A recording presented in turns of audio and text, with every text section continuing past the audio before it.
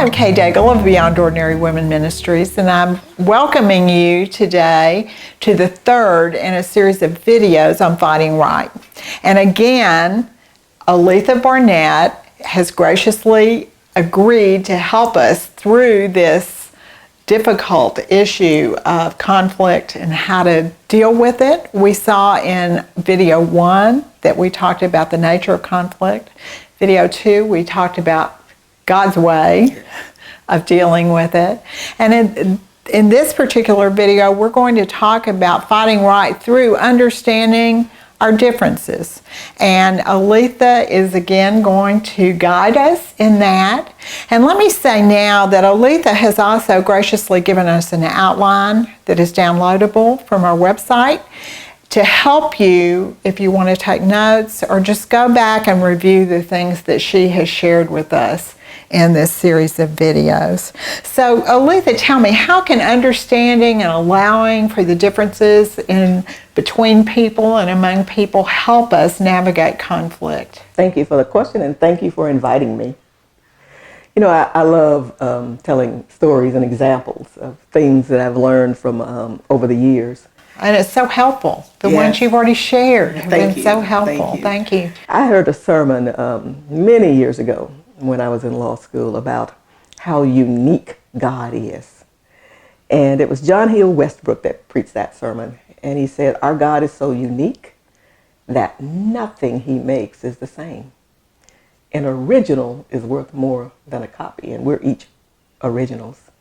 He said, no to snowflakes, no to China berries. I didn't know what a China berry was, but I was getting his point that we're each unique, each different. The very hairs of our head are numbered, and we're all valuable. And so in God's uniqueness, he made us original. None of us are copies. And there's so much diversity amongst us. You know, when people think about diversity, oftentimes they think race, culture. We're so diverse, well, beyond that. For example, God gave us different personalities. Most people are familiar with the DISC personalities. And there are, and we're aware of it, personality clashes. For example, the D personality is dominant and direct.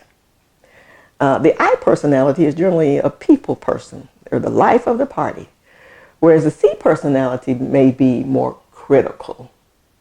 And on the other hand, you've got the S personality, who is the supportive type. You get two D people together, they're going to go class, boom. Or you'll have people say, I don't understand why they're so direct all the time. People are wired differently. We're wired differently. And you know, there really are no bad personalities. We need every one of those personalities. However, whatever the personality type, they need to bring that natural personality under submission to God's word. For example, D personalities need to learn not to be so bossy. I'm a D. So I have posted on my wall. I have those tendencies too. I have posted on my wall biblical advice to your D personality. Not so bossy. Be more gentle, etc. For example, the C personality. Don't be so critical. Speak the truth, but do it in love. But we need those personalities. When you are down and needing encouragement and support, bring that S personality on. However, we need to allow for the differences of others. Just because a person is a D and you may be an S, it's no reason for you to judge each other based on your personality type. So remember, I'm saying allow for the differences of others. We're not even at accepting the differences yet. Sometimes we won't even allow for the differences of others. So when we understand allowing for the differences of others, it can help us harness the conflict. And then, of course, we've got gender differences. I don't care what Women's Lib says or anything else. God wired us differently. There was a study of the MRI study by Harvard. And they studied little girls and little boys on the playground. Little girls are relational and they're making sentences, and the boys are wham, bow, wow, fighting, etc. In fact, the study showed that the amygdala part of the brain, develops more in little girls, women, than in boys. And so when wives understand that their husbands are not going to communicate at the level that they do because they're wired differently, that can help harness conflict. Do you think men really have no thought in their minds? When I ask my husband what he's thinking and he says nothing, is that true? Sometimes. They do have thoughts. It's just different. Okay, so I'm just supposed to allow for that. Allow for the difference. All right, I'm not supposed to create an argument around this. Okay. And likewise, he's supposed to allow for the fact that you're more chatty than he is, and that you communicate differently than he communicates. And then another difference, generations.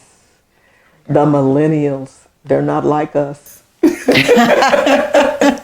So let's understand, allow for the differences. We need the differences for various reasons. And then, of course, you've got the believer and the non-believer. If we don't allow the non-believer to be a non-believer, while at the same time being a witness by our behavior, it will be difficult for us to bring them to Christ. And then, of course, beyond the God-given differences, there are choices like political differences. Lord, if we could get that together. Absolutely. I mean, we may have different perspectives, but let's respect each other and let's try to work it out. Let's not make war or enemies out of each other based on our differences, our preferences. Chuck Swindoll has a principle that he uses in terms of viewpoints. He says that there are viewpoints, which of course would be our opinions, and there are also principles. Your principles would be your biblical standards. Your viewpoints are just our personal opinions based on our own wiring. If it is a biblical principle, you never compromise that. If it is an opinion, seek a wise compromise. It's not worth the fight. So when possible, seek that wise compromise and allow for the differences of others. We can stop a lot of conflict by simply allowing for the differences of others. And there are many other differences. I talk about some of those in my book, but just allow for it. Love each other, tolerate each other, and overlook those offenses, as you mentioned earlier. Overlook those offenses, absolutely. Overlook them if at all possible. Yes, if at all possible. Yeah. Yes. Well, we're in the last video, so let me just ask you to wrap up just a little bit, maybe summarize. If you had to choose your top 3 things that you would tell someone involved in a conflict, what would you want them to do? How would you want them to manage it? What would those primary 3 things be? Okay, great. You know, I love telling stories. My first job out of college was at a bank. I supervised tellers at the bank. In Tulsa, Oklahoma, we never had a bank robbery, or at least during my tenure. I don't know if they've ever had one, but at least during my tenure, we never had one. However, we didn't know that we would have one, but we had a plan. We had a plan of action. On the other hand, we know we're going to have conflict, but sometimes we don't have a plan of action for when conflict hits. So the primary thing I would tell people is have your plan of action for conflict. That plan of action is, as we said in another video, it is the Matthew Brick Road, Matthew 18:15, going first to the person alone and then taking someone with you to assist in resolving that conflict if you're not able to resolve it yourself. So a strategic plan, follow the biblical principles. We know the principles, but James tells us to be doers of God's word, not hearers only. If we don't apply those principles, as it says in James, we're deceiving ourselves.